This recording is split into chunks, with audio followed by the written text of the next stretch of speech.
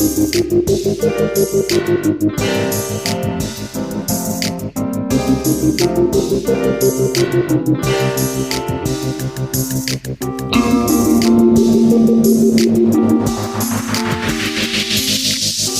to the Mukilteo Football Show. My name is Miles.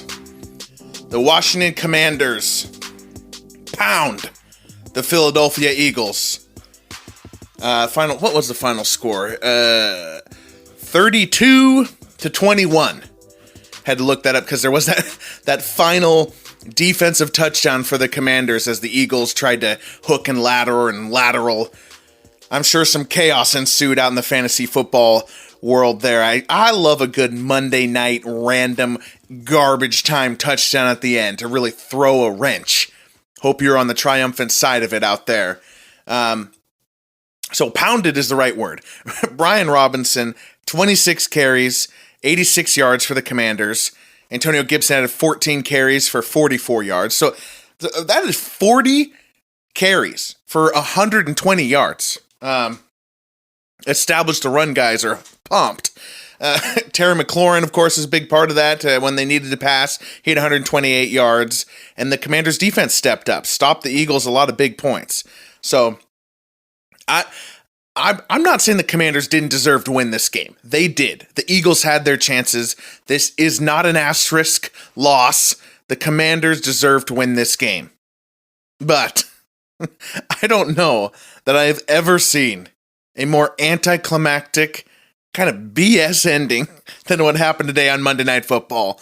Taylor Heinicke, he's got the ball. It's 3rd and 7. The Commanders just need a first down to win, or else they're going to give the ball back to the Eagles with a chance to drive a little bit more and maybe get a shot. I think, were they going for a field goal at that point? Now the score's 32-21. I can't even remember my stuff, but they're going to get a shot. So Heinicke rolls right. He's looking downfield. There's just nothing. The Eagles are clearly going to get this ball back, and he just decides to pop down for a kneel. A quick boop, pop down. And then the Eagles hit him 1 second later. Late, but in the flow of the play, it's just weird. It just feels weird. Like, the defenders, how are they supposed to know that he didn't slip? How are they supposed to know that he kneeled in that 1 second? And they didn't hit him hard either. Ref throws a flag as if Heinicke had just kneeled regularly and give the Commanders the game. That's just so anticlimactic. I just didn't like it. Yes, that timing of the hit, if Heinicke is in the process of a kneel down play and they hit him like that, that's a penalty. But he wasn't. He was intending to play the down. The players couldn't even really see him. And it wasn't a hard hit either. If it had been a hard hit, I could have seen that. It's just kind of, I feel like quarterbacks should employ this strategy. 3rd and 17, 3rd and 18, 3rd and 26, 4th and 26. Just if you don't see anybody open and the pass rushers are at full go, just take a knee. And maybe one of them won't see you right away and you'll get a flag. Just saying. And I don't want to see that. But, you win at all costs. Did not like it. Just didn't like it on my TV. But this was a good game. It's nice that the last undefeated team falls in prime time. I was actually pouting about this game all week, saying how much it kind of sucked. I wanted to see the Philadelphia fans boo the hell out of Carson Wentz, who had been traded to the Commanders as a whole big deal back into the NFC East. But you know what? It's kind of almost more interesting. Philadelphia fans, you can be comforted by this. What better punishment could you have doled out to Carson Wentz than to be 8-0 right now and then lose to the Commanders, but not to Wentz, to Wentz's backup? This is like 3D chess Philadelphia is pulling on Carson Wentz. So now Carson Wentz is again probably losing his job to Heinicke at this point. No Commanders moment will Carson Wentz ever have that matches this. It's just exactly what happened to him in Philadelphia, where Nick Foles gets all the glory because he was the one who pulled it off in the Super Bowl. Legitimately, by the way. Nick Foles was amazing in that playoff run, and Carson Wentz is a forgotten footnote. And the Eagles somehow pulled that off from the other side. I don't know. Jalen Hurts was inconsistent tonight. The Eagles kind of looked like they did against the Texans. And honestly, the second half of most of their wins this year. So I think this is actually good for the Eagles to, get that loss out of the way. They're not 17-0 material to begin with. They need to focus on their trenches football. Big lines, offensive line, defensive line. What they got to do is get healthy, get hot in January. And the 72 Dolphins pop the champagne for the 50th year. Do I think they actually do that? No. But I like the reference to history and champagne. I don't know. Mukilteo Football Show shows football everything. NFL history, legacy, the ups and downs of a season. Follow us at MUK_football on Twitter or YouTube. Subscribe, share, review on Apple, Spotify, Anchor, wherever you get your podcasts. We have shows Monday after Monday Night Football, Thursday after Thursday Night Football, and Sunday after Sunday Night Football. And now that Week 10 is in the books, let's talk about some of the winners and losers of Week 10. And a reminder to check out yesterday's show, where I gave out the Sunday Best Awards. Check that out to see who won the John Denver Legacy Award, who won the Football Gods Will Not Abide Award. That is on yesterday's show. Today, though, let's go through some winners and losers of Week 10.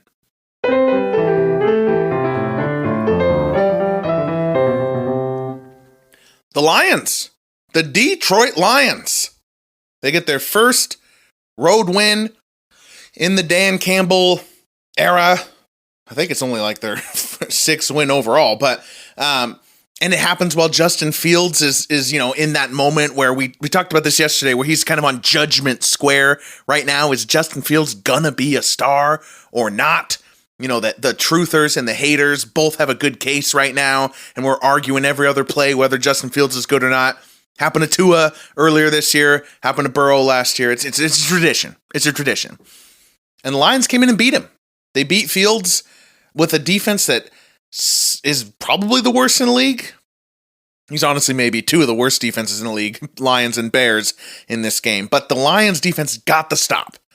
And Jared Goff made the plays. I don't know. I mean, he threw a pretty brutal interception that kind of sealed the game down 14, and he got bailed out by a BS penalty. All forgotten now. Jared Goff sucks. Jared Goff was in that judgment square once upon a time that Justin Fields is in. Remember 2018? Goff's like 3rd year. He'd gone like a year and a half with Sean McVay offense and Todd Gurley, and everyone's like, is Goff a star? The truthers and the haters both had a case. That answer was no. The haters prevailed on that one. But this is about the Lions.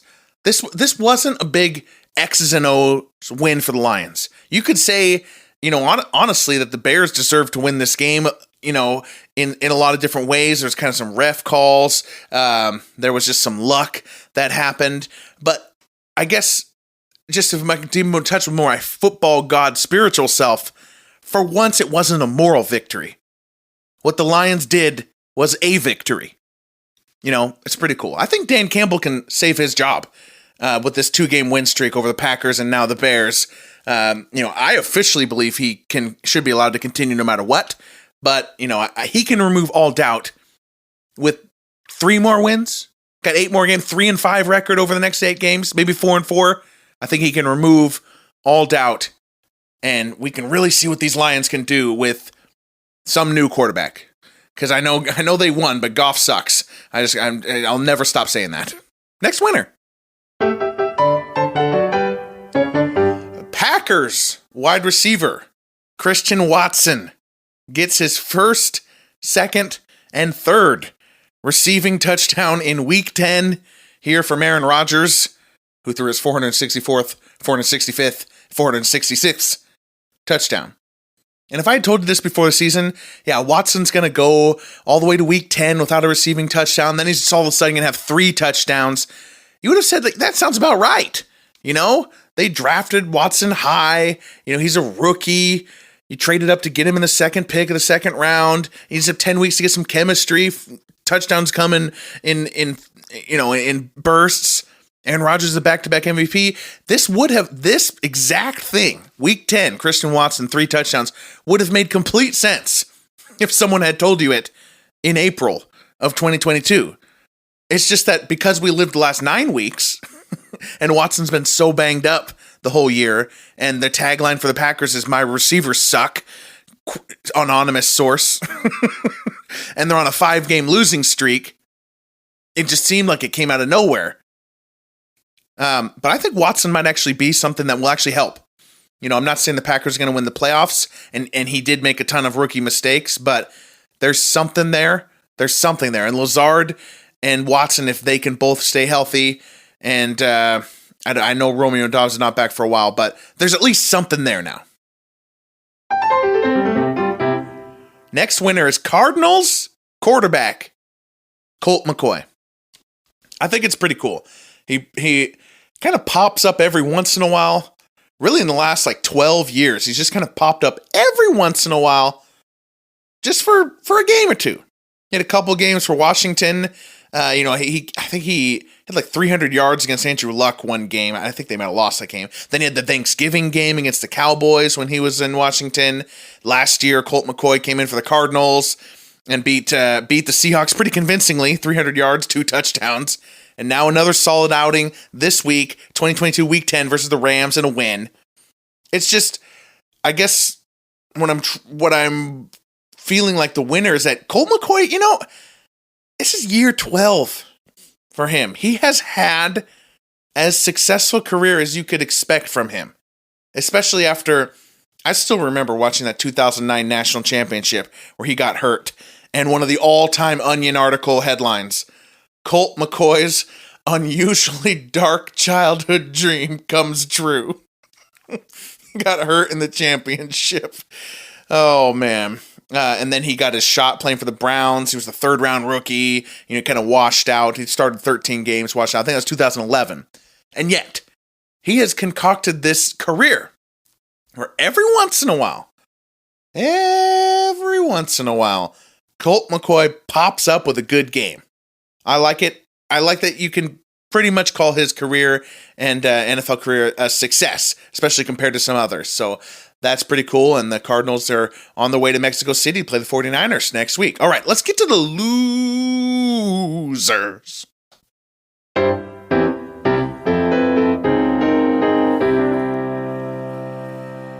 Well, Buffalo quarterback Josh Allen. And I don't want to be doing this, I wanted Josh Allen and the Bills to go scorched earth on everybody. The Bills, they had a good game. Allen looked pretty good. Most expected him not to play. He did play. People were saying, watch out for the arm strength concerns. That felt wrong to me. The arm strength was never the concern. The arm accuracy is the concern. There's so much misinformation. It feels like, everything you see from Adam Schefter is given to him by a team. He's a complete shill. We all know that. That's how he gets his information. He's a shill. And somebody from Buffalo gave him a report that said Allen is at no added risk by playing. And that just makes no sense.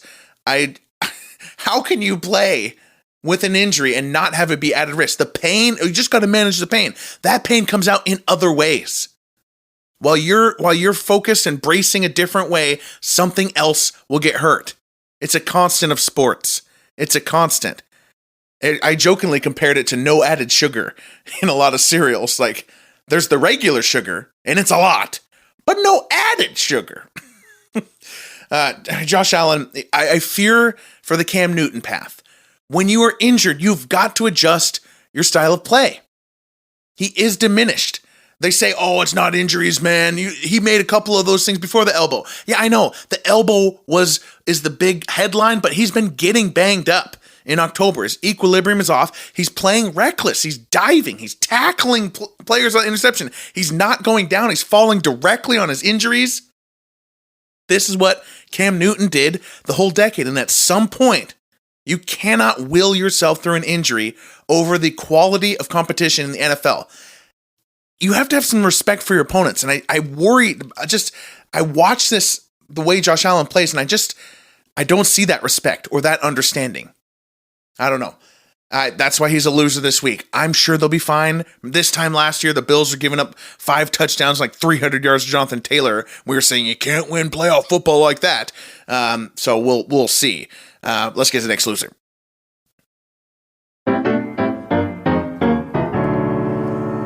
Russell Wilson. Russell. I have been a Russell Wilson defender, longtime Seahawks fan. I've been trying.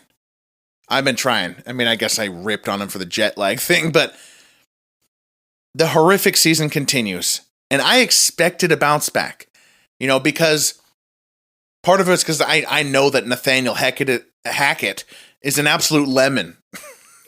A coach who drive off the dealership and just does not know how to coach, does not run. Hackett's a joke. But why aren't we seeing anything from Russ? I thought the coaching would change and then we'd see Russell Wilson. We'd see him flash a little bit under this bad regime. It could not be worse for Russell Wilson right now. The Denver defense is amazing. All they needed was a quarterback, and now they have their big money quarterback, and it just highlights it so much how bad Russell Wilson has been, that the Denver Broncos averaging 17 points a game, giving up and losing. And then the Seahawks, of course, on the other side, and Geno Smith's rolling, and Geno Smith's having one of those classic Pro Bowl alternate seasons. I didn't want to say Pro Bowl season, a Pro Bowl alternate season. Geno Smith's playing great. But yesterday, when I saw Russell Wilson playing the Titans and losing that game, all those punts, all those sacks, the eye test told me a horrific truth. An eye test that I am qualified for, by the way. I watched 10 years of Russell Wilson, 10 adult years. I've been watching football as an adult, the entire Russell Wilson experience.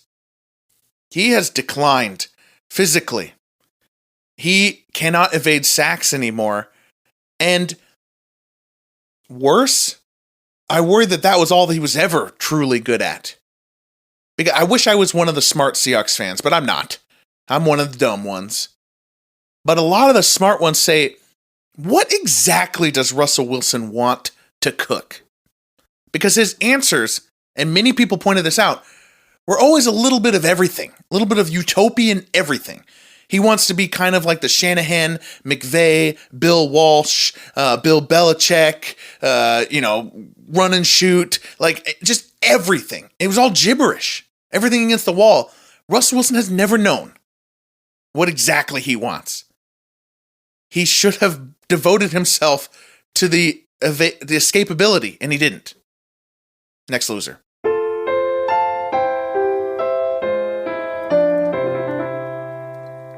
Dallas coach, Mike McCarthy. This kind of sucks for him. I feel bad. He went into Green Bay, and he kind of did everything he didn't back with the Packers. He was aggressive. He was creative. Seemed to be rolling. They were winning. The Cowboys were winning 28-14 over the Packers, and then it just collapsed. And of all things, the Green Bay defense showed up. Mike McCarthy's like, you got to be kidding me. Every defense I ever had was horrible in Green Bay. The defense has been horrible this year. And now the Green Bay defense decides to do something and give Rodgers enough chances to make the plays. And they did. And he did. Rodgers did as well. Just sucks for McCarthy. I felt bad for the guy. I'm a harsh McCarthy critic, generally. I thought he was going to get this win. Especially since Rodgers had pushed McCarthy out the same way that he's doing with LaFleur now. The passive, mocking, vague, cryptic statements that have nothing you can really grab onto to criticize. That's what happened to McCarthy. He could have had some revenge for that. But instead, Green Bay gets some life. Thanks a lot, Mike McCarthy. All right, we'll see you Thursday. Thanks, everybody. Week 10 is in the books.